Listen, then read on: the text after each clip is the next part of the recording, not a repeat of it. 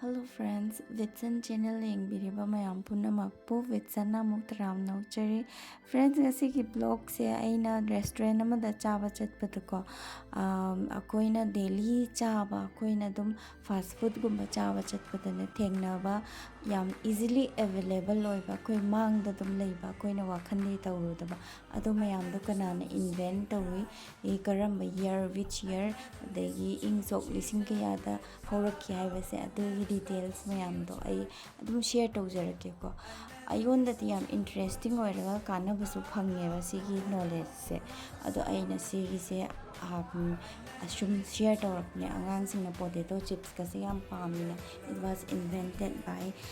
kanona oirame ko mase George Van Crumb hai 1953 da adagi instant noodles kasi kanana invent tawrami haiba sigi da details lo yawbane ko masaka sigi sida uba phangdaba tarasu adum Google da ko moi maming sai pet kitang khangre adum Google da type to ko da tholakpane ko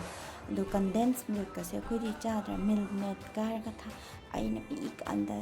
aina thaina pi matamdadi khuta heira charamne ko adu aina su yam pa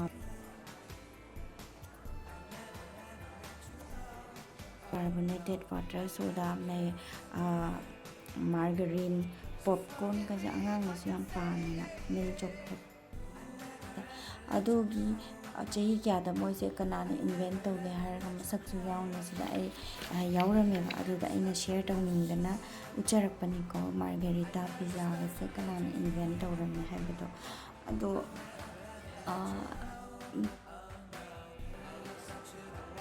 sigi video se aina knowledge oina thamjinba yaina akhoi daily oina use ti tawraga wakhandi tawrudabdo ado mayam khangminase harga aina sigi video se semjarakpanebako ado dum mayamna dum yengbiyobo ado video se friends ngasigidi sida loisinjarage mathangda amuk nungaiba video ama puraga amuka unarasiko.